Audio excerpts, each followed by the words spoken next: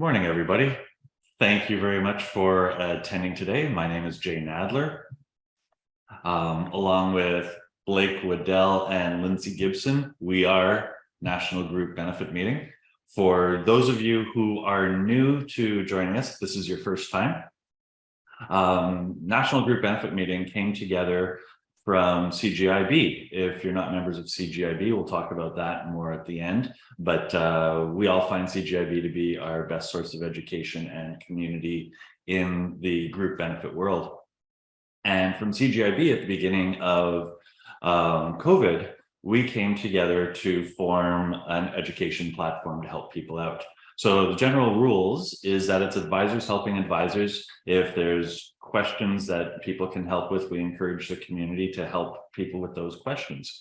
The other rule is that there is no sales on this platform. Today we will be talking about CRMs, but not from a sales point of view, from an actual user point of view. So what you're going to hear about today is Blake Waddell, Chris Gorey, and Chris Price, and then myself are going to show you the platforms that we use, and we are going to show you how we use them. And I think what's going to be really interesting is that I am sure we are going to all use them completely different from each other. So for those of you who are thinking about getting your first CRM or already have a CRM, hopefully you're also going to get some ideas about how you can better use your system. The way it's going to work is you're all muted, but during the speaker, if you have a question specific to what they're talking about, please feel free to pop a question right into the chat, or actually just press your space bar, unmute yourself, and ask the question. So the way it's going to go is each of us have 15 minutes, and then there's going to be 5 minutes of Q&A following each of us. And once we're all done, there's going to be another 10 to 15 minutes of Q&A in case other questions come up and you want to revisit anything. So for the speaker portion, Lindsay Gibson is going to be your host. And at this point, I'm going to hand it over to Lindsay. Thanks, Jay. All right. So like Jay alluded to, we're going to be covering Equisoft, Salesforce, Epic, and Zoho. We're going to start today off with Blake Waddell walking us through Epic. But before I pass it over to Blake, I wanted to share a little bio about Blake with you. Blake Waddell is the president of Waddell Insurance, a PC firm, and president of Waddell Benefits, a sister benefit company. Blake is the third generation in the insurance industry and has been in the industry since 2008. He's both an avid cyclist and skier. I'll pass it over to you, Blake. Great, thanks, Lindsay.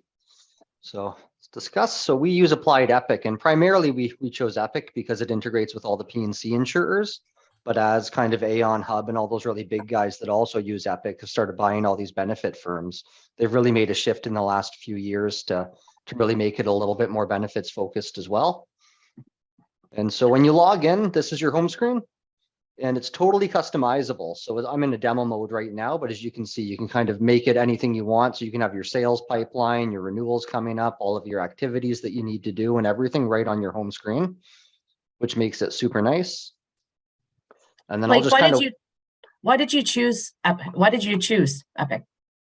Mainly because it's what about 70% of property and casualty companies run on, and they've got all of the integration with the P&C companies. And so our company is about 90% P&C and about 10% group benefits. And so it was really the P&C that drove the decision. And this is going back about 17 years is when we first started using the predecessor to Epic called Applied TAM. Awesome, thanks. And so click on accounts. It's going to pull up another screen. You can just kind of view all of your clients. And then within the client viewing section, you got a lot of different options where you can look at kind of, if you want to see what policies they have, you can click on policies. And all of this is totally customizable. So you can choose what policies to create. You can have group benefits, critical illness, life insurance, and things of that nature. And you've got all of the effective, all of the expiries and everything built right into the policies tab here. Another good one's attachments, where kind of anything that you want to attach, you can attach directly into the client. So I'll quickly show you, especially emails. You can drag and drop anything into a client. But also if you're going to be sending an email, it's got this little tab right here that says attach to Epic. So if I send myself an email, click that tab, it pulls up this screen where you'll pick the client to attach it to.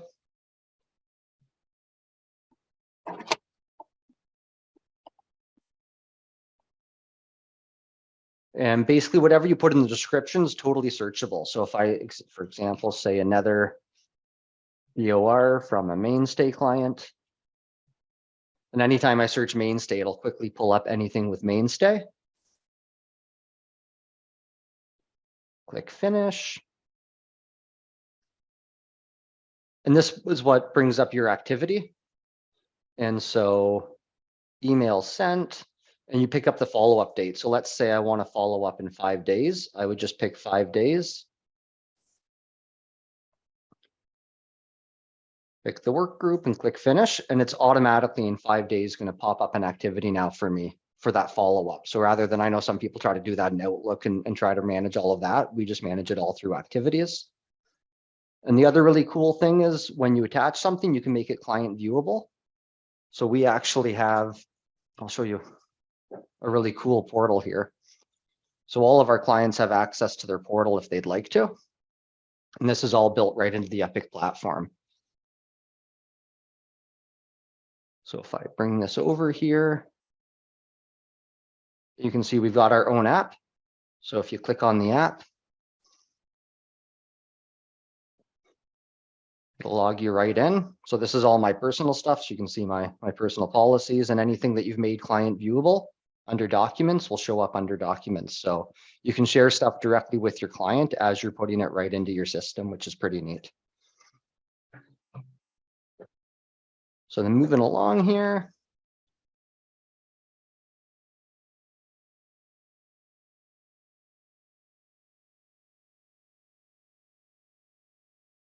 I go back to the home screen.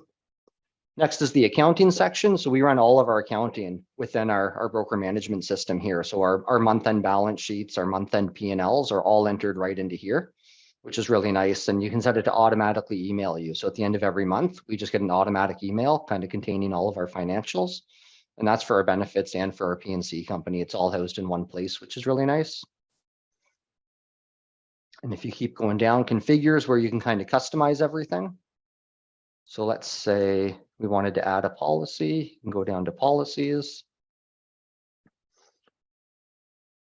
And this is where you can customize kind of anything that you want to customize. This is where you can configure your home base and just kind of everything here. A big one to touch on, security, where you can have different security structures. So for example, if you just want to have CSRs just doing one thing and access to one thing, you can do that. If you have salespeople, so our salespeople only have access to their clients, they can't access any of the brokerage clients unless it's their own client. And you can totally customize kind of everything the way you want to have it seen. The biggest kind of coolest feature is this renewals manager. So you click on this and it's going to tell you everything that's coming up for renewal. So it's set up right now for 3 months. You can search by kind of policy expiration. And so you can really manage your renewals very well with this. It's super easy. And let's say these guys we've renewed. You just right click, hit renew. It's going to bring you right to the policy screen. And all you do is, so it's automatically says 2022 to 2023. You can make any changes if you want. You re-enter the premium. So let's say it's 5,000, you get 1,000 commission. Click finish, it's going to save everything. And next year, it's just going to show right up, back up in your renewals manager. So the renewals manager is a super nice feature to have to stay on top of everything and make sure nothing's missed.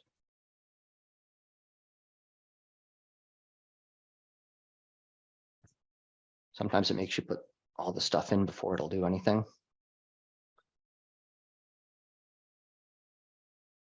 And the other thing is the attachments. So that's kind of anything that's been attached. I'll go back into ABC company here.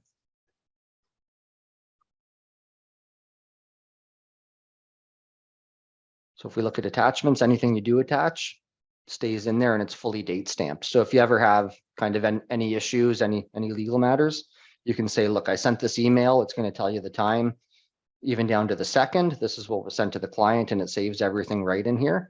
And that's essentially saved forever. So you can go last 18 months and it won't let you delete. So let's say I wanted to delete this. If I hit it and hit delete, it'll just be moved into the inactive. You can't actually delete anything out of here unless you've got the supreme rights, which usually only the owner would have. But so none of your employees, if you have them, can delete anything from there. And the last thing I'll show you here is transactions. And so what you want to do, so this is where you're going to track all your commissions and everything. So you add a transaction. Let's just say it's a new piece of business.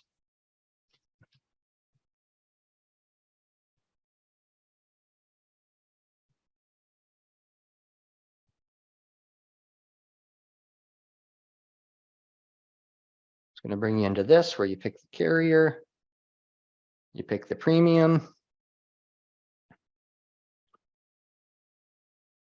you pick the percent of commission. So you got $1,000 commission there. And then you can even break it down by producer, where if you got a producer that maybe takes 50%,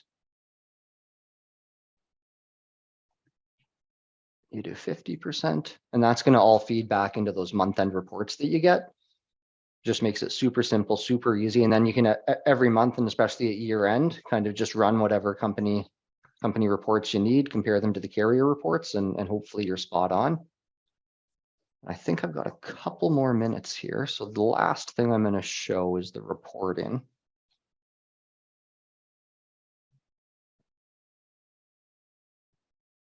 So you can run all kinds of reports within this as well. Whether it's based on accounts, you can run client lists, company lists, kind of renewal lists. It's got all these great detailed reports, and it's super nice because you can set them to just run automatically monthly, set them to run once a year. So you just set up your October renewals. If you want to get kind of emailed in August what they are, you just set that up once. Click email me in the future every September 1st, and it will just keep emailing you. So same with accounting, you can run your balance sheet, kind of all of your P&Ls. Management, if you want to see when people are logging in, you can get a login report. And of course, all the policy information, where if you want to see what your book of business is with an insurer or really anything, you can run all those reports within there. So I think that's it for me. So if you want to carry on to the next one, Linz, any questions before we carry on? There are questions. Jay, you're on mute. Yeah, my first question, well, my only question is, this is designed for P&C. So if people are not in the P&C world, A, can they buy it? And B, can it work with whether it's individual or group or investment as well? So we don't do investments, so I can't really comment on how it would work with investments, but certainly group, it works. P&C and group are very similar, right? They renew every year. It's almost identical mirrored options, so it works very well with group, and even the individual life and health, where you can set up a 10-year term policy where it's going to remind you kind of at that end of 10 years, they're going through a rate increase and things of that nature. So it works very well for group and life and health. Lindsay, do you want to do the chats, Lindsay, or shall I? No, I can do it for sure. So there's one question, Blake. Can the transaction be triggered when a policy renews or have a prospect turn into a sale? So yeah, so on the P&C side, the transactions automatically occur because they sync with the insurer's software. So I'm hoping that's going to come out to group one time, would be super nice. But you can make a transaction kind of whenever you want, but it doesn't happen automatically on the benefit side, just the P&C side. Okay, thank you. And there's one more, just to confirm, currently you do not use the CRM to track client-specific details like rates, plan design, claims history, etc., but you link those docs files in the CRM, correct? Correct, yeah. So it's got a feature that we don't use at all, where you can essentially make folders within the client to save everything, because we've had a shared office drive for 17 years. We just moved that all over to OneDrive. So it would be a kind of identical to OneDrive for people who use that. You can build that within the system. You can't transfer from OneDrive into the system. So we would have had to rebuild the whole thing. Is the only reason we didn't use that feature. And the approx cost for Epic? So it's got a large upfront cost. So you're about 10 grand in the upfront cost. And then depending what features you use, you're anywhere from about 700 to 900 a month for the user. And can you record commissions received from carriers? Yeah, so what happens is like we record, so when you do that transaction, it's going to record it. But also when you're just dealing with the general ledger in the bank account, you're also going to record what exactly comes into the bank account. So you're going to essentially be tracking it twice, and which is great because at the end of the year, you can run those reports and make sure they match up. Okay, thank you. And one last question, Blake. Is there anything that you don't like about your current CRM, or is there anything you would change if you could? So something I certainly would love to change would to have it be integrated with the life insurance company software. So it would just automatically, when there's amendment policies, kind of plan documents, have them automatically attached to the client and go right into the portal would be super nice because it saves us a lot of data entry. And same thing with the commission statements and everything. If that was all coordinated, it would make a huge difference. Awesome. Well, there's no more questions in the chat. So thank you. Great information. And if there's any more questions there actually was 2 extra questions that popped up at the end there. One was that 700 to 900 per user per month was the question. Yeah, correct. Per user per month. And there's another one. Yeah. And then will it incorporate VoIP phone systems into it? That I don't know. It does. Okay. Does it? There you go. And the how to transfer into Epic, well, I would probably speak to Epic about the how. That's beyond the scope of this session today. That'd be a long conversation. Okay, great. Yeah. Oh, and sorry, the one last thing I will mention is the support is phenomenal. If you ever have any issues, they've got a chat function, and usually within about 5 minutes, they'll have it solved. And if they can't solve it quickly on the chat, they'll just dial right into your system and fix it, usually within about 3 or 4 minutes. Like I'm super impressed with the back-end support they offer. That's important to have for sure, right? Yeah. Okay, thanks, Blake. Great, awesome. So we're going to move on to the next speaker of today. That is going to be Mr. Chris Gorey. Chris is going to be walking us through Salesforce, but before I pass the floor over to him, I want to tell you a little bit about Gorey. So he is a benefits tech nerd, but seriously, Chris started his insurance career in 1995. 1995, Chris. Whoa. Working for Applied Systems, a PC software provider. He then started Orchard Benefits, formerly Insurance Portfolio Financial Services, in 2001, started working exclusively in the benefits industry in 2006, and started working with the tech startups in 2008. He is an advisor at several tech incubators and has spoken on benefits and tech to groups such as CGIB, CCALU, IFEBP. And also he's a spreadsheet creator extraordinaire. Just ask all of the members of CGIB that use the Slack channel. I'll pass it over to you. I didn't include that last one in my bio, so I don't know what you did there, Linz. So, okay, so at the beginning, Jay said this is not a sales meeting. So I just call this force and skip the sales part of it. So I'm just nitpicking there, Jay, what you said. So, okay. So hi, everybody. I'm probably going to run over my time allotment, and that's okay for Chris Price because he has a dog that he has to take care of at 12:30. So Chris, I'll be long-winded for your sake. What I'm going to do is I actually threw together just some slides because we were given some questions ahead of time. So I've thrown together on a deck. I've got Salesforce in both the sandbox and a live environment. I'll share both with you guys. So let me just pop over and share that right now. Okay, so let's start off with the deck. Okay, so first questions. I'm not going to go full screen. You can see everything here. So the questions that were posed to us ahead of time. Why did I want a CRM? So Blake actually mentioned that wonderful customer service he gets from Applied Systems. Yeah, thanks, Blake. I actually worked there back 95 to 97. So I've always been drawn to the CRM side of it. Reasons for it. Pre-COVID, working with a lot of tech companies, you're sitting in front of the client, they want instant information. Saying, oh, I'll get back to you when I get back to the office was not good enough for them. They wanted information on the spot.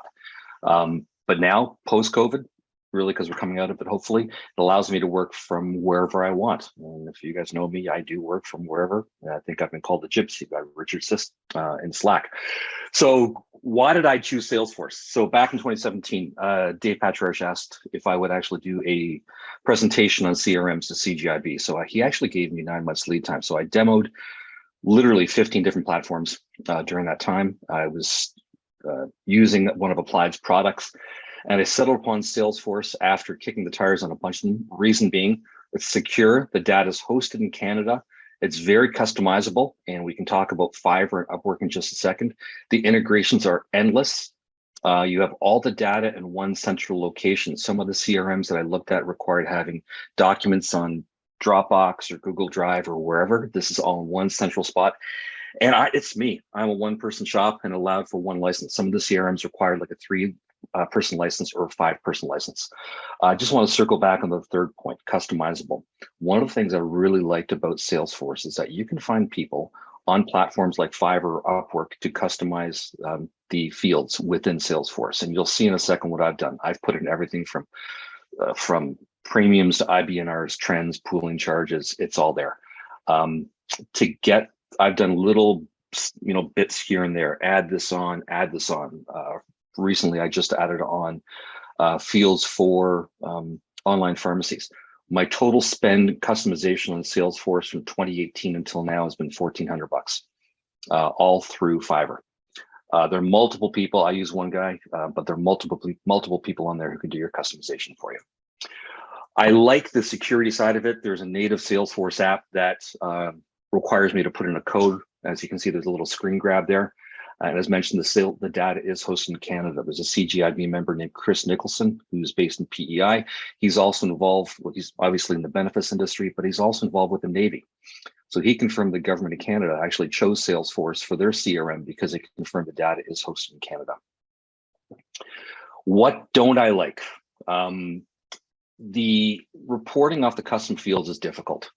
And it doesn't save stuff to history by default. So I can, add all my stuff in, but, to see what the TLRs were last year versus this year, I either have to upgrade to a higher version, a new version, which is going to cost me more, or I have to look at ancillary add-ons, and I'm in the midst of doing that right now. What does it integrate with?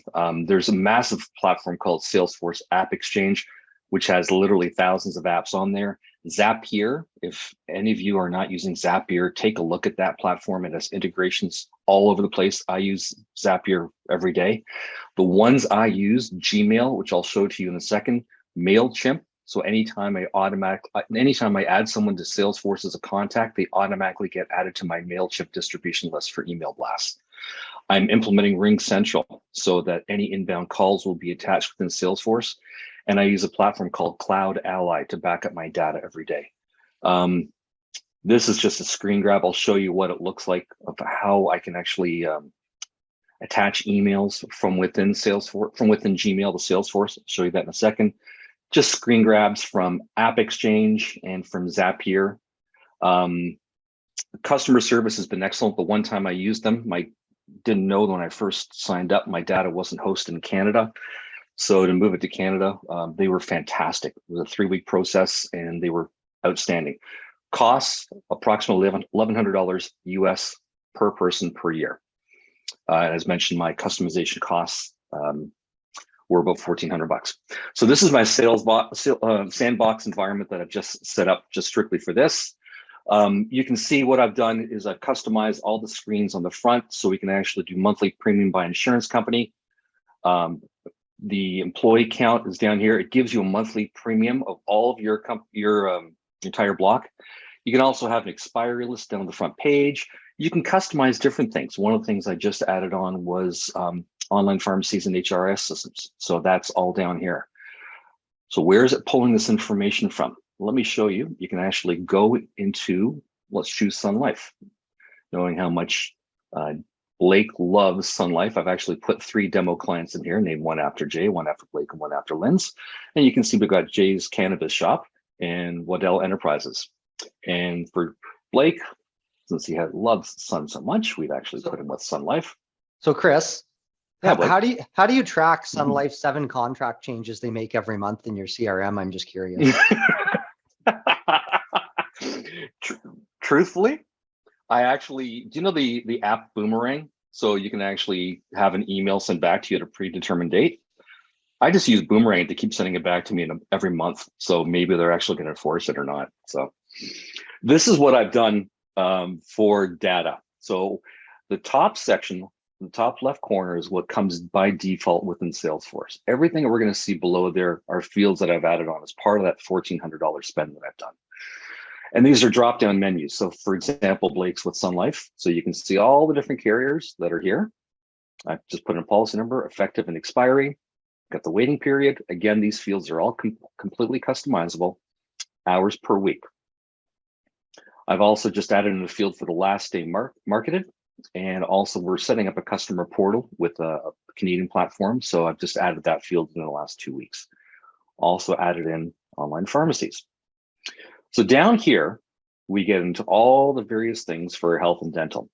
The premium tabulation that's done up here, the $49.50, is automatically tabulated based off of the demographics, the single, couple, family for health premiums and for dental.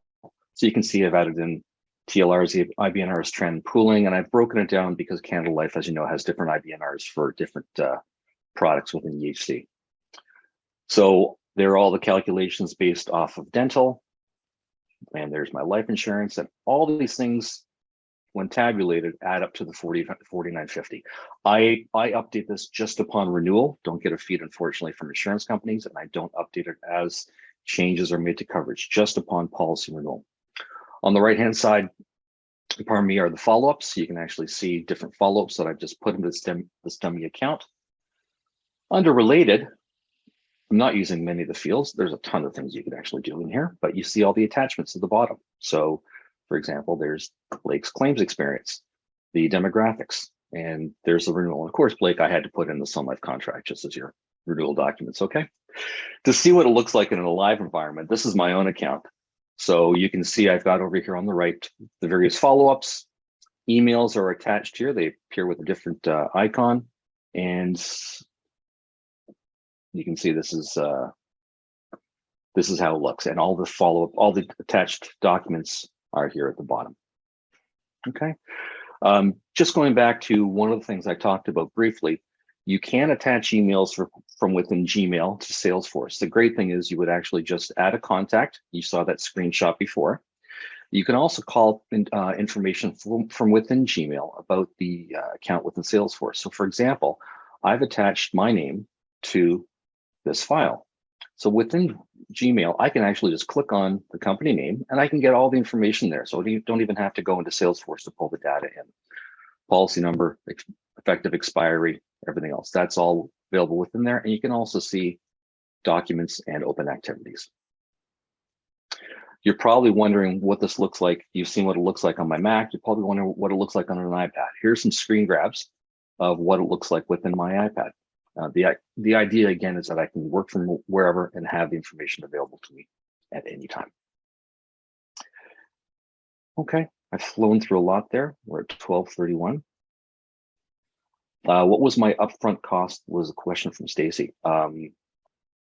It's the upfront cost. I'd have to double check on that for you, Stacy. I'm not sure, but it's yes, my monthly bill with, well, my billing with Salesforce is $310.90 some odd cents every quarter.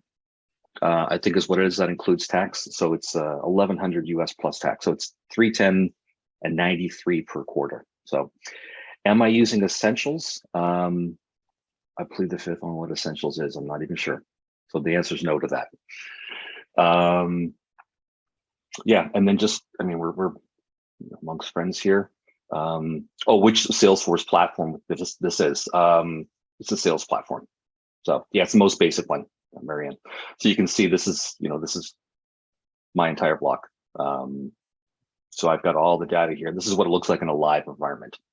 So all my expiries, HRIS, RSP, and all the data. This is just the condensed version you saw here in the sandbox. Okay.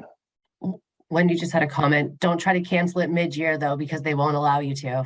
No, that's fair. A lot of software platforms won't allow you to midterm. So Chris, was there any key features? Was there anything specifically, and maybe I missed it, and if I did, I'm sorry, that really drove you to choose Salesforce over any of the other ones that you had tried or have yeah, tried?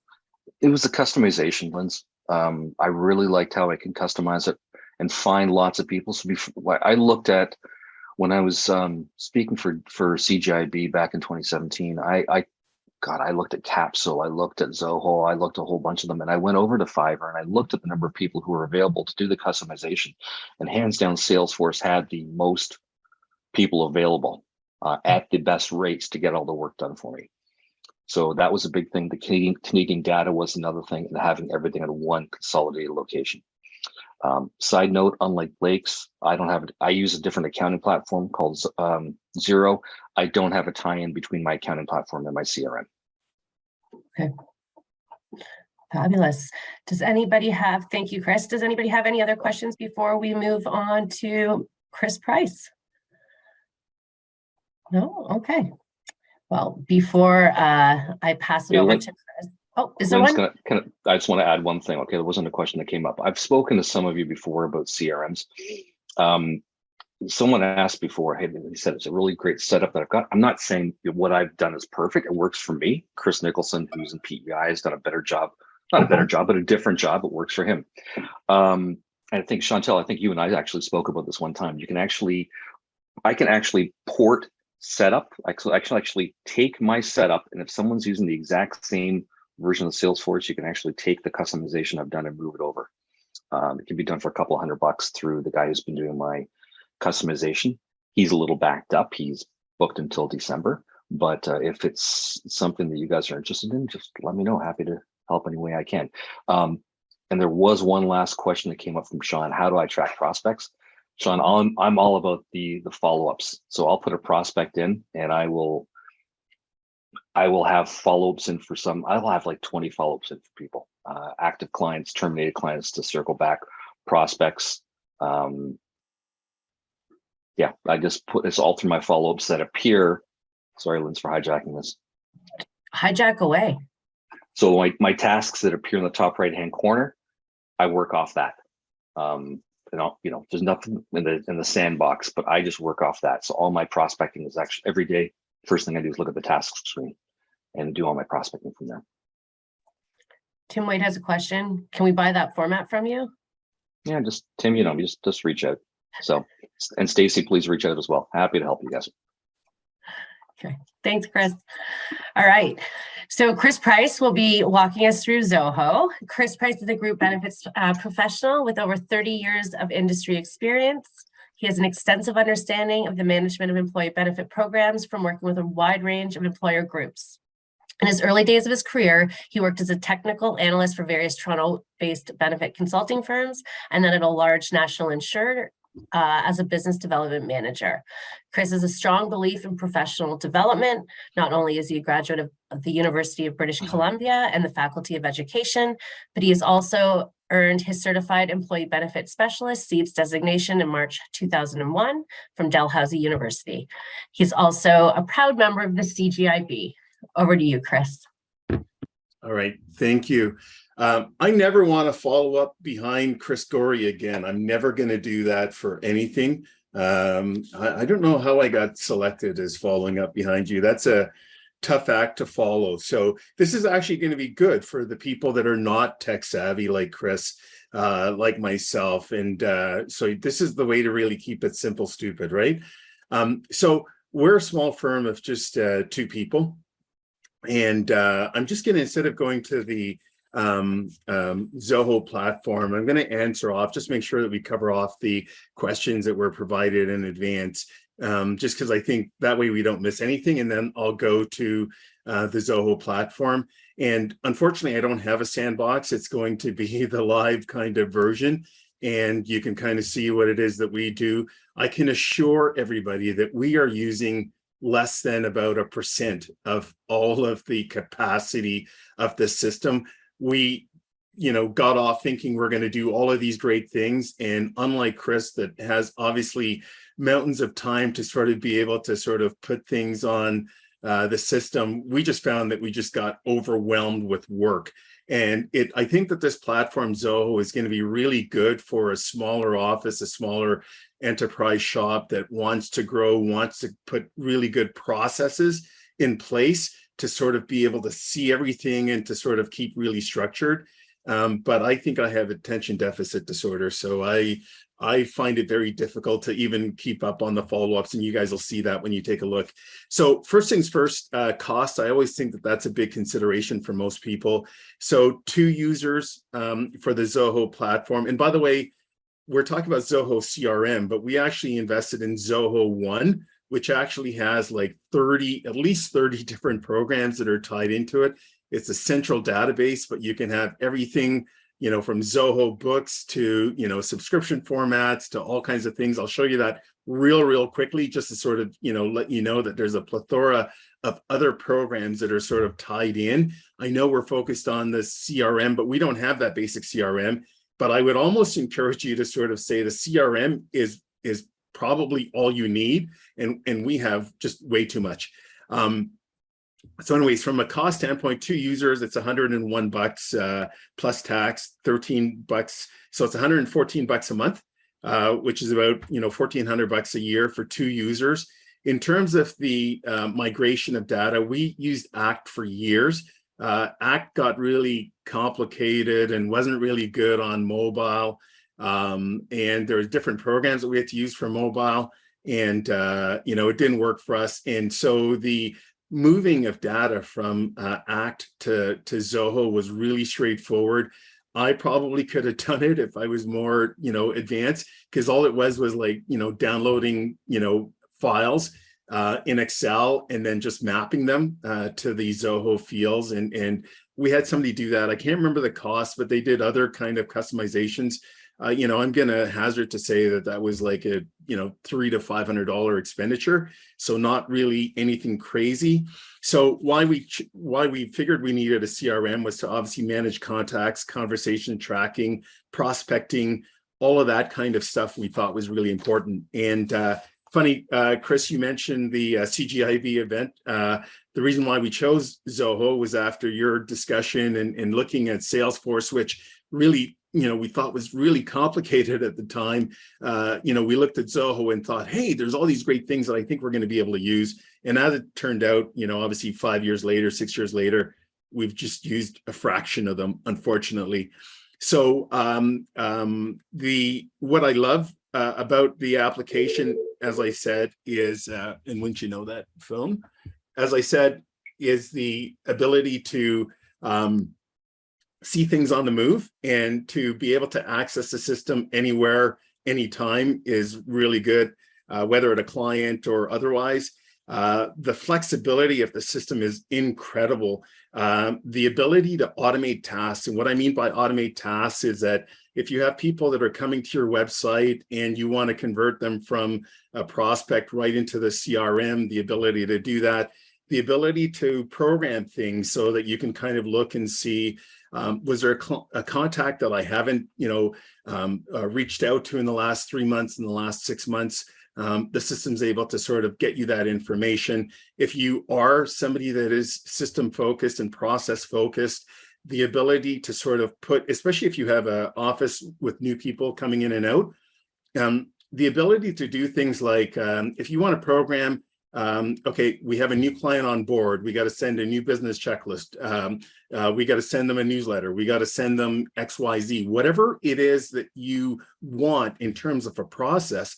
There is a way to make it very, very easy for staff to sort of be able to do that. So the automations are incredible.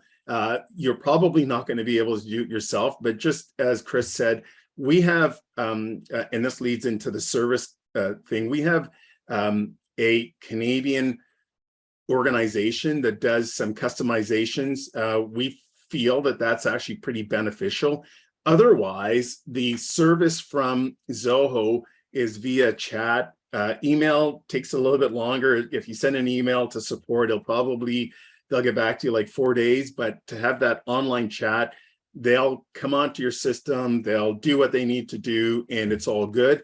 but we liked having, just somebody that was local to sort of be able to walk us through certain things. And we just thought it was easier from a language standpoint too, sometimes to, audibilize what it was that we wanted. So we kind of have a couple of firms that we use for those things. Also, I guess what I don't like, I guess, Lindsay, that would be one of your questions. What we don't like about the system is that, so if there's a couple of different users, I don't have the ability to hide things. So if there's something that I wanted to put as a reminder in tasks, I don't have that ability to sort of hide it from my coworker, whether that's doctor's appointments, whatever it is, RSP contributions that you want to make, whatever the case is, it becomes somewhat public. From a security standpoint, the security is impeccable. I'm able to go in, I'm able to take a look at each user, assign whatever security profile I want, whether it's view only, whether the ability to change programs, to make changes in the programs. So security is like, off the charts, like fantastic. I think that those were the sort of key ones that I wanted to make sure that we sort of addressed, and everything else I will go through. Oh, and also from a email integration, it's all the contacts are segmented essentially, or are categorized by email. So when I send an email, and the Outlook integration, we use Office 365 is incredible. So if I send an email, it automatically attaches right to the contact. I don't have to do anything. I don't have to make any, I don't have to go click on anything else. It automatically attaches. And when I go into the record, I'm able to sort of see it. So from that standpoint, it's obviously really good. So I think I'm just going to jump to it and kind of try and share my screen. So I just because Chris, you came to mind, hopefully everybody can see my screen. Is that correct? Yes. Okay, good. So what comes to mind is, Chris, I just set you up as a contact this morning. I can't believe that I've never set you up as a contact, but I guess we reach out in other different ways. You're able to sort of do a lot of different things in terms of some of the fields that we have in here for a contact, date of birth, spouse, favorite activity. I've always kind of have these things in here, but I don't always kind of use them. Obviously, if we have a client, you want to know the insurance company, policy number, and these are all things that you can easily do. You don't need to contact anybody to sort of be able to do it. It's stuff that you can kind of go into the system to sort of be able to just add yourself. So I think from a programming standpoint, it makes it really easier. Like I've added in things like receptionist, like I haven't added that in for obviously Chris, but like I'm just trying to show you like how easy it is to sort of do stuff. It picks up some of the last emails that were sent. So if I sent an email, I'm able to sort of see what the email is, the date. I can go back and look at it. If there's any activities that I've programmed for anybody, and I should probably move this over so you can see if there's any activities, whether it's calls, whether it's meetings, it's all there. Anything that I've closed off. There's also a social thing as well. So obviously, if you have any contact that is on social media, you can kind of see, what it is that they have been sending out, once you identify what the right person is. So, this is Chris's information there. So I really like this kind of system for that. And once again, we're all between friends. I don't have a sandbox. This is going to be, my live information. So hold off on the AORs, kind of, don't do them right away. Maybe wait a little bit so that I'm not bankrupt. But this is what I see when I go into the system in terms of tasks to accomplish. There's so many things that I don't accomplish on time, but you can kind of program that any way you want. Lead status, we have a telemarketer, but that's another discussion. All the leads we get are like terrible, so sort of weeding through. Sometimes I don't even call them back. So don't look at me as some sort of guru of managing the system. But this is totally customizable to what it is that you want, your pipeline, any sales that you have, etc. You can kind of put it in there. So as I said, very customizable. The one that I'm going to show you is, the accounts. Your accounts every contact that you have is designated by an account. I don't use the system appropriately. I still kind of use the old contact system, the way that we used to do it from ACT.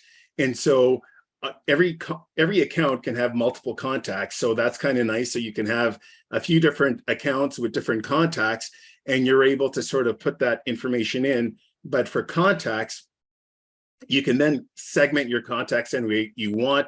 So if I had some group prospects in there, I can put the group prospects, any associates from the insurance companies or anything else, you know, you could segment it that way. So whichever way you want the information, it's there. If there's anything that's outstanding you haven't closed off, this is obviously something that I didn't close off. It was arrange another meeting that I never closed off. So it kind of warns you of that. So, you know, all your client information would be there, insurer, any lapses, you know, whatever it is that you want is sort of there. So I find that to be very useful. Any meetings, activities, upcoming meetings, and you can segment it any way you want. There's all these different, any canceled meetings, your upcoming meetings, meetings for today's, this week's meetings, next week's, whatever you want, activities, the same sort of thing. You have to put a lot of information in. And I think for these CRMs to work, you almost have to be somewhat diligent in your time to sort of be able to put all of the information in that you want. So that, I think, is the sort of issue, is that you spend a lot of time to try and stay organized, right? So all of these things are different things that are upcoming in terms of calls. The reporting feature, sorry, that was calls. I just kind of jumped by, but overdue calls, if you wanted to keep track of stuff, all the functionality is there. We don't have it integrating into any VoIP systems. I know that was an earlier kind of commentary, but I think this stuff is as good as you are. Garbage in, garbage out. So, I don't know, take that for what it's worth, right? Do you want to spend all your time documenting, or do you want to keep track of the most important things that are probably important to your business? All kinds of reporting, your ability to do lead reports and activity reports.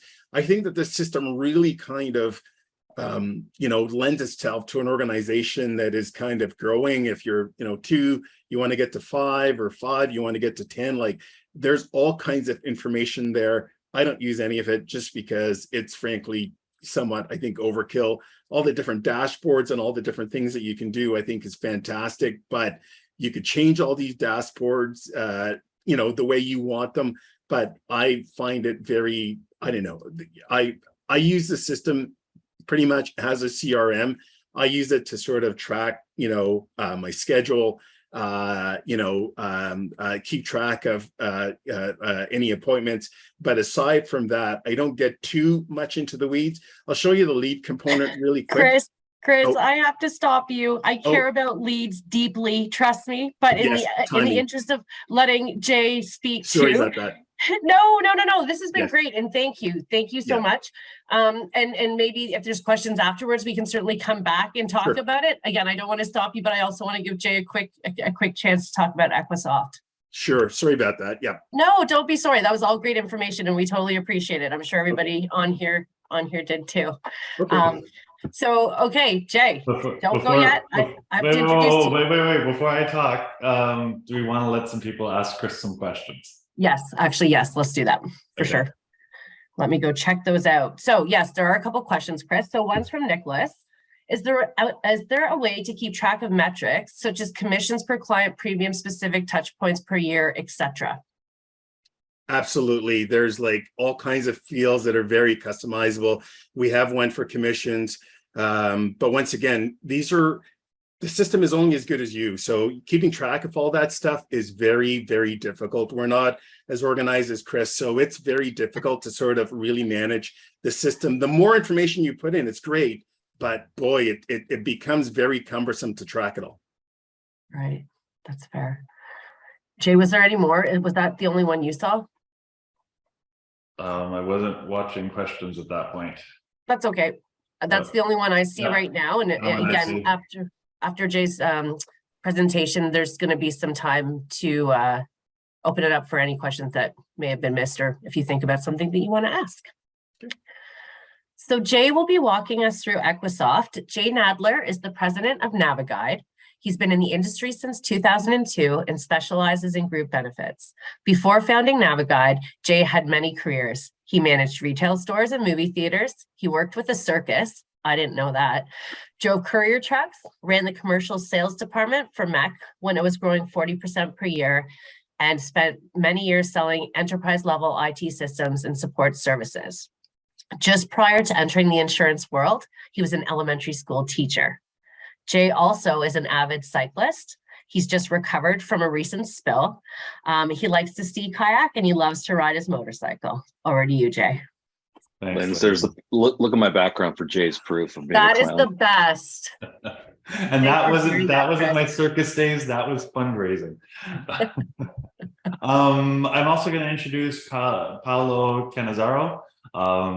There is so much that this piece of software can do that if there are any odd questions, I asked Paolo from Equisoft to back me up.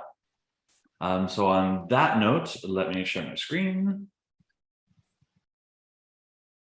And we're right into Equisoft. So why did I pick Equisoft? I've been using CRMs now for upwards of 25 years, back in the days of the old AS400 when I was at NEC. When I got into the insurance world, the first person I worked with put me onto Maximizer. When I opened up my own business, Marathon, 18 years ago, I chose Act for Advisors. They were also similar. Act for Advisors was a little bit nicer because it was customized a bit. We left Act for Advisors because it was limited. Customer service I found wasn't great, and we built a custom CRM. And custom CRM was great because you could make it do anything you want. The problem when you want to build a custom CRM is that it's kind of like saying, you know, go do anything you want. Your brain like just can't handle that, and you start thinking about all the things that you want to do, and $15,000 later it's still not doing all of them because you can do anything. So we did that for a while and it was really nice, and I sold Marathon. And the lovely thing when you sell a business and you start a new business is you get to say, what did I do wrong, what did I do right, what would I do different? And that's when I also start to think about, okay, new CRM, do I want to take what I had, do I want to go back to Act for Advisors? And I started researching all these different CRMs. I looked at Salesforce, I looked at Zoho, I looked at, I don't remember which ones I looked at. I chose Equisoft for one reason. And the reason I chose it is this. Gateways for Jay. Depending on who you work with, you can link right to them. So if you sell IA, if you're with one of these other firms, there's MGAs in here, there's a Manulife Gateway, Great West, Canada Life, RBC, Sun Life. What that means is that if you sell individual insurance, that you join the gateway, and if you make a sale, all the insurance information, all the client information pops into Equisoft for you the week after you place the policy. So policy numbers, beneficiaries, whatchamacallit, premiums, all that sort of stuff is automatically perfectly set up for you. So it was just a fabulous thing. I no longer sell individual product, but I'm still in this system. And Sorry, I really Jay. like it. Yeah. Is that just for individual or does that for group as well? No, it's just for individual. So that's where I started is, you know, I bought this because of the individual, because nobody else was doing that. So that reduced a lot of my workload in having to set up group, because one way or the other, I still had to set up group because nothing that I have found to date fully integrates with group businesses. So what does this thing look like? Well, first of all, when you come in, I want to say, just like Chris said, maybe I use 1% of the ability of this system. It is infinite. It is amazing. It is customizable. You can do it. The folks over at Equisoft can help you to some degree. I haven't looked at it, but I bet you that there's folks on Fiverr who can help you out as well. When you set it up, Your dashboard has tons and tons and tons of options that you can use that will go right on your front page. Do you want to do something from your calendar? Do you want general insurance? Do you want to have your opportunities all on your dashboard? That's up to you and easily configurable. Really, I use this much like Chris uses his. This is a CRM to me. So you can have people listed as suppliers, you can have them as group insurance, you can have them listed as clients, you can have all their beneficiary information. Again, depending on what you need, you can make it do that or likely make it do that. Taking a look at Jordan, the nice thing with this system, a lot of nice things with this system. First of all, you know, anybody who's listened to Dave P before, he records all his calls. Well, you can record your calls right out of the system. Probably does incoming too. I've never used the incoming, but it's really easy to do that. How do I get back? This is good to know, Jay. Thanks. Oh, wait. The reason why I can't close it is because it's behind the little Zoom label. There we go. Okay. And there's so many different things in here. So let's go back to contacts. I'm going to show you. I'm going to bring myself up. So here's me. For instance, you know, so I could have all my information on a client. You know, here's my insurance information that has been popped in by the insurance companies on my policies. And it was really cool. A lot of these policies I did like 15, 20 years ago. And when I AOR'd them, they popped into the system. So really, really nice. But check this out. I think I've got to go back here. Let's go back to me. Come on. Oh, so by the way, don't blame the system for being slow. I live in an RD with really slow internet. Okay, so things I can do right out of here. Check this out. Hello. Was it this one? Check out all the different templates that I have. I can do all sorts of different things right out of the templates. No, I think you were click on the drop down, generate PDF form merger. Yeah, click that. It is. Yeah, so there you have the companies, the carriers. If you click on right on the top, you're going to see a list of all the carriers, and then you could choose it.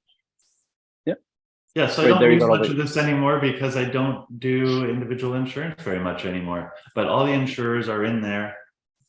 And then like I want to do a beneficiary change request form. If I click on this, all of my information is just going to populate. Then I just have to write in who the new beneficiaries are, print it, sign it, send it. So, Jay? yep. There's a question. Is there a CRM that links group business and advisor logins like Gateway and Equisoft? I haven't found one. Apparently, Palo has said that they're thinking of working on having group benefit modules. I don't know if it's going to link. Paolo, I don't know if you can answer that. Yeah. Well, it's hard for me to speak because there's no timeline on the developer side. I know it's in our pipelines, but I can't really give a timeline as to that. But I could say that when it comes to the gateway capabilities, I know that we were the only CRM in Canada that offered that. There might be some that started to offer it, but it's kind of an ongoing effort to just add as many carriers as we can quarter over quarter to be able to obviously work with the most carriers we can and get all that info in there. So thanks. So if you want to search your clients, there are so many different ways that you can search your clients. So it really makes it just like all the other ones that you've seen. You can run your reports and do your searches for so many different things. But the real issue, if you have never used a CRM before, is it's in how you set it up. And the thing that I would say is just be sure that you're being consistent in how you set it up. Because if you're not always stating the insurance company or the policy type or first name, last name, whatever it might be, then your reports and your searches aren't going to work as well. So I'll show you how I use this, generally speaking, for group benefits. So you can see here's, believe it or not, he's not actually a client. So you can see I've got some basic info on the company right at the top. I've got all the contact information right in here. I know a little bit about the client and what he's into. There's all sorts of basic information that you can add at any time. You can add notes very simply. There's a couple different note boxes that come up. One that is traveling, where you could add a date and just talk about goals. For those of you who know about Marvin Martian, you know, and all those things just add right into the main information that you could see at any given time. The other thing that you can do is you can add as many different email addresses per person in the company. So, you know, I've got Marvin Martians here, I've added my own, and you can keep on adding. So what that does for you, let's get rid of this one. What that does for you is, oh, it's not going to show here because there's no actual emails. So let me go back. It will track, it'll pull all your emails. It pulls emails, I know, from Outlook because I use Outlook. I know it pulls emails from Gmail. It probably pulls emails from a few other places. But if we look over here to Jordan, if I want to see all of our emails, our whole email list just shows up right here. Every single email that I've sent to him or that he's sent to me automatically will load in if you have sent put in that email contact information. Let's go back to Marv. Oh, I still have people coming in. So the way that I use this with group benefits is I use it very simply. You know, I put him in here. He's with IAE, for example, and I just write, typically I'll just write what they have, and I'll typically write the rate, and you know, 0.5, 0.05, 0.06, whatever. I just have it simply noted there. The way that my brain works, I have Outlook as and OneDrive, SharePoint as my file systems. So that's where I keep most of my actual information. This is really about who I need to contact, tracking emails, and just quick look at their system so I don't have to go into my other reports. I don't go into the weeds in this. I don't have the patience for it, quite frankly. But you can, and you can do so many things out of here.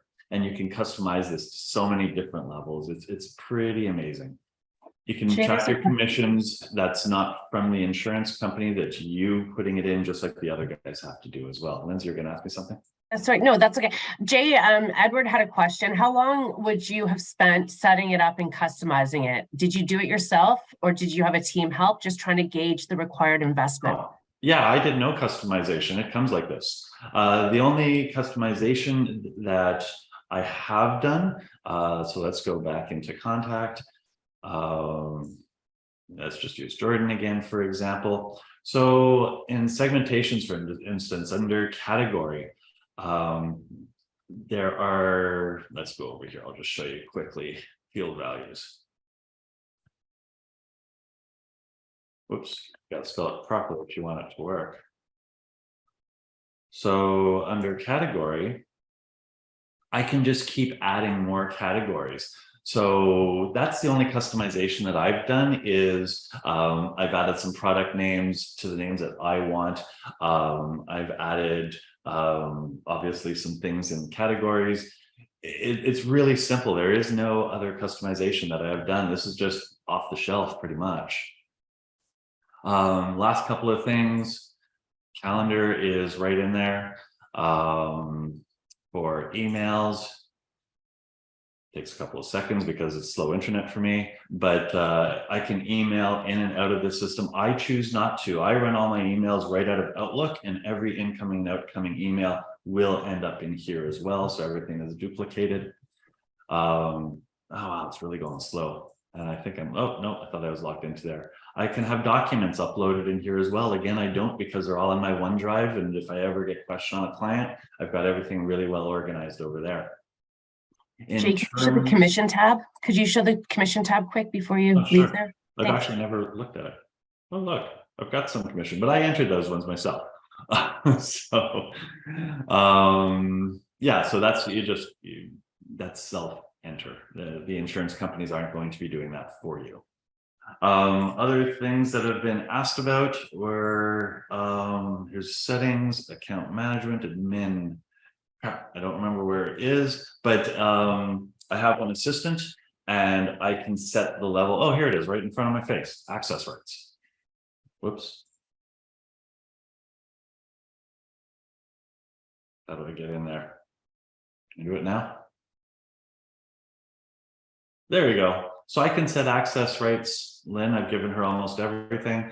As I add or delete people, I can just add and change their access rights right in here. So it's, and restrictions, of course. So really, really easy to use. But the thing is that for customer service, I just email them right out of here. This is fabulous. So you get the help center. So I'll just say, you know, access, and then it'll either give me all sorts of things that I want.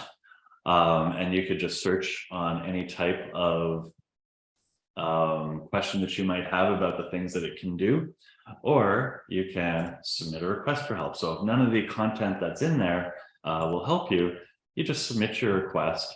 And really, I don't think I've ever had to wait more than a few hours before somebody has gotten back to me. So I've been really happy. In fact, what has happened is I've referred people to Equisoft. It takes longer for sales to get back to you than it does for customer service to get back to you, which I think says something about the organization. I've been pretty impressed by that. I've been going really, really fast through here. I think I've gotten everything that I wanted to show you. Just, yeah, like I said, it'll fit whatever it is that you want to do. It's just you as the user has to decide, you know, which system you want to go with, and then you have to decide what types of parameters you want to use. When you're, again, if this is your first time looking at a CRM, when you're speaking to the sales team, they'll whip through a million things and will make it look fantastic, and you will never remember how to do all the things that they showed you how to do. So you're just going to have to pick and choose which things and actions you want, and you're going to have to pick and choose how much time you want to spend, or you want your team to spend, loading information up. Is it actually going to make your lives easier, or is it going to make it harder? So that is, you know, like you could see from Chris Gorey, he loves going into the weeds. I really don't like the weeds. I like picking up the phone and calling people and solving their problems. I know Chris likes to do that too, but he'll sit up at midnight and he'll go into the weeds. I won't. So there are some of the differences you're thinking about it. In terms of cost, there was no upfront for me, but I started with no clients when I started Naviguide, because I didn't bring my clients over from my old organization. What I do pay is $89 per user per month plus GST. That's it. Yeah, I could. Yeah, I could offer a little bit more of a clearance on cost. So the full price for the product is just $100 a month. It's month over month. So there's no contract. Our business is based on retention. In terms of upfront costs, there are none unless you want us to do your data transfer for you. So, I mean, that obviously depends on how much data you have, where it's coming from. But those are developers that do that. So it's kind of like a per hour charge.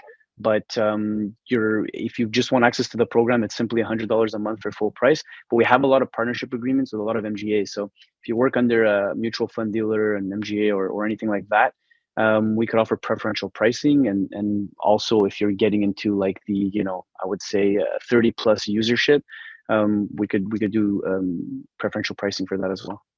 And other than Outlook and Google, any other email and calendar integrations that you guys do? There's a MailChimp integration coming. It's not here yet, but it's on the way. I'm not sure if it's going to be next quarter or the quarter after that. In terms of email marketing, I would say that's the next big one. So that's everything that I had. Well, there's more and more and more I could keep showing you, but I know that time is tight. There's some questions, Jay. Yeah. Can you do a newsletter marketing through the CRM with templates and analysis? I've never done it. I just use MailChimp, but Paulo, can you? Well, that's the idea is that the integration with MailChimp will be the one to kind of, because it's a little more robust on the marketing side. You can do mass mailers for sure in Equisoft, but if I'm being frank, I think the MailChimp integration coming is really what's going to give a huge boost to that that side of things. So nice. So I won't have to double enter into MailChimp. I'll just be able to upload. Fabulous. Yeah. Nice. Does the system track annual trend, IBNRs, etc.? Well, if I plan it myself, you know, that's your own integration, how you use the program. Okay. Then there's a question or a comment. There's a group insurance tab to where you can enter renewal dates, premium shares, taxability, Equisoft cost is 81. Okay, sorry, we already covered that. Can everyone, so to the group of you, comment on what their experience has been when canceling a CRM and the ownership of the data? Well, I've canceled and moved multiple CRM over my careers. I own all the data, and I've never had an issue. Yeah, so we just we could provide you with like an Excel archived file. If anything, it's really just a software service. We don't keep any hold on that or anything like that. And I saw a comment that somebody had commented that the price is 81. It's not. It could be that maybe that was preferential pricing through an MGA. Oh, that's true. I got you guys through Hub. There you go. Exactly. So we do have partnerships with hubs, and we do have partnerships with a lot of the carriers, but the full price, let's just say, would be $100 a month Per user. plus tax. Yeah, per user. Thanks, Paulo. Go ahead, Chris. Price. Oh, yeah. I wanted to add, I think that the big thing here is what I said earlier about garbage in, garbage out. There is a plethora of information that you could put in, but you're going to have to track it all. And so it comes back to what is the most essential thing that's driving your business. And I think the other final comment I'll make is why we chose Zoho, and all these different platforms are going to be great, is that the whole point of the CRM is not what we're using it for, but it's 1 and 1 should make 3. And what I mean by that is that you should be able to use these systems to sort of make your business more efficient, not to sort of create more work, but to be more efficient. So Zoho, and I'm sure Equisoft, and I'm sure Salesforce can do all of that, but we're not there yet, unfortunately, in that if I wanted to automate processes that nobody in our office has to be involved in sending out a welcome letter or sending out a newsletter. If you want to automate things, then that is the real, that's the real sweet spot for these systems, is that you don't want to be doing work. You want the system to be able to do that for you. I can unequivocally tell you that this program, Zoho, can do that. We just haven't got there yet. We're so busy working on our business that we don't have the time to sort of put in place the processes to be able to do that. But that's when you're going to really leverage, we're calling it CRM, but who needs a CRM? Outlook can do that. It's if you can use the platform to be better, that's the real nugget. Go ahead, Dave. Yeah, I was just going to say, everybody asks, how do I track average increases and stuff? And it's exactly like what Chris said. Put in useful information that you're going to use, so I can pull up, my block, what my average increase is, what my average increase is with Manulife versus Empire and stuff. I feel like too many people go overboard trying to collect data they'll never use. And any of you that have reached out to me to say, hey, what's your average health increase versus your average dental increase versus your average? I go, I don't care. I don't track that number. I could, my system will allow it, but I track the number that matters, which is bottom line, because that's what clients look at year after year after year. Doesn't matter if dental went up 50% and health went down 50%. They care that it was a 0% increase. So garbage in, garbage out, skip the garbage. And that's the key. You're absolutely right. And it's the same thing when you're setting up your CRM. It's what are the things that you think are important to you or to your clients or to your prospects. And that's the information. You have to decide if you're going to enter it or not. You can't. No, none of us can do everything. I think can I add one Chris. thing, Linz? Absolutely. I think one thing is, kind of piggybacking off what Chris said, it's all about the data that you've got in your CRM. Yeah, I put a hell of a lot in there, but I also attach every single email. I don't know if it's because I was married to a PNC brokerage principal for 22 years, but I always have E&O in the back of my head. And one of the reasons for putting everything in there, probably putting too much data, is to protect my ass in case anything ever happens. So keep that in mind. Yeah, you can invest the money in the CRM, but unless you're actually in there every day adding data into it, it's useless. Right. Paulo, there's a question from the audience asking if you could please share your contact information in the chat box. Yeah, I think I did. Did it show up? Did you? I don't know. I may have missed it. If you did, That's great. there. You're on top I'll of do it, it which again. is fantastic. No, that's good. I'll send it Heather, again. Heather, question. What about Constant Contact instead of MailChimp?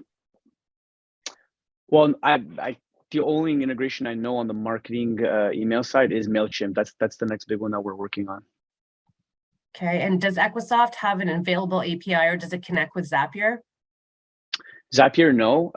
API, yes. It's a request that has to be made. It's not something that's just kind of given out. It would depend for what.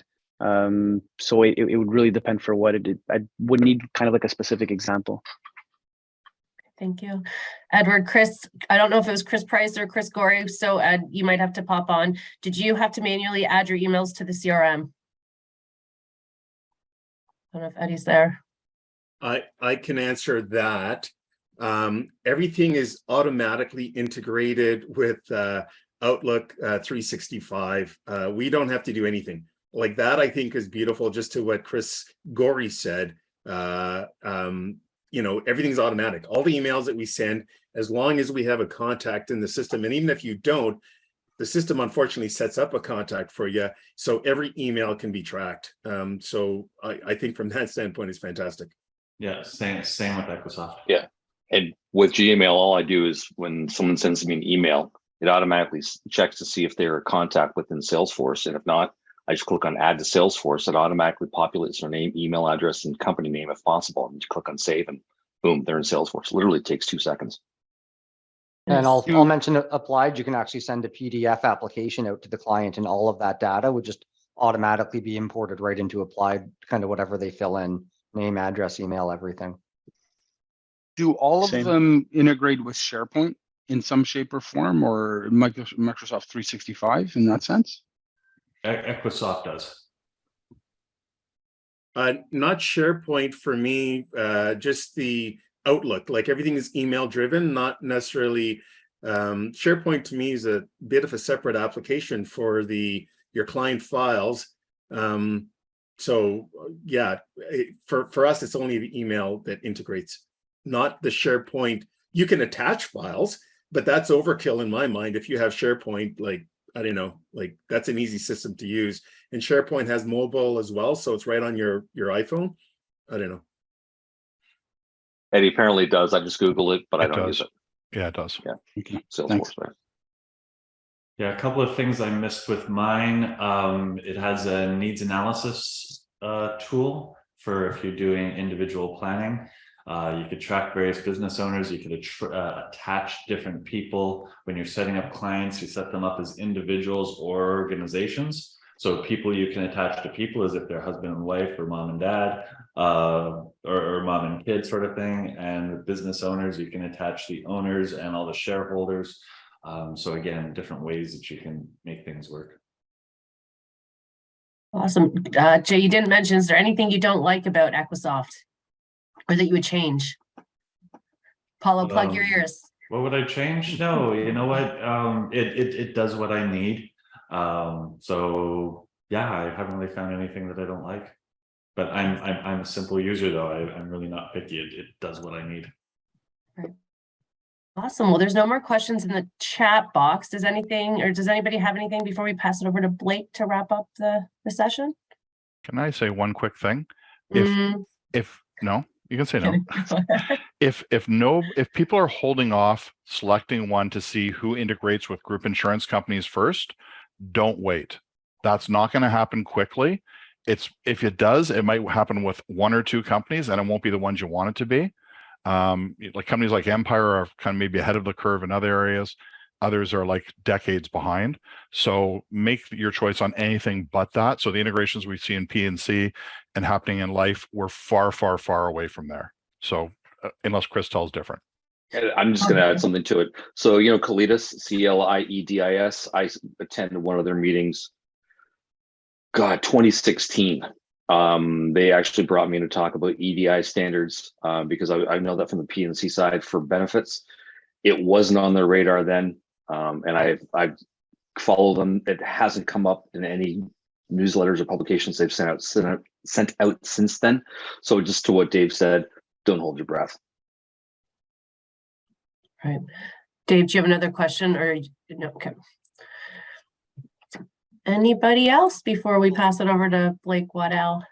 Well, I'll just jump in and mention that I actually use it as a big sales tools as well. You don't know how many brokers store stuff on their local C drive. And so when I'm in pitching a prospect, I'm just like, we're using the exact same security features as Hub, Gallagher, all of these real big players, and you're giving us a lot of real sensitive data. So it's really important you know how we're handling it and how we're storing it, because a lot of times it's not being handled and stored right by their current broker. Hey, Jay, how are you using it for retirement as well? Oh, for group RSP? Yeah. A little bit. The same basic way that you saw me with group benefits. I'll click on the investment tab and I'll just set it up the exact same way over there. Okay, thanks. Blake. He is too young for sure. Okay, over to you, Blake. Okay, well, thank you. Yeah, so for those of you who don't know, kind of we were all brought together, as they said earlier, by CGIB. So we've got Dave there if you want to give a little wave, Dave. And he's just done so much for the industry of kind of advisors helping advisors. And there's so many clients out there and potential clients. There's no sense in the good advisors kind of fighting over them. Let's go just take them off of the bad advisors.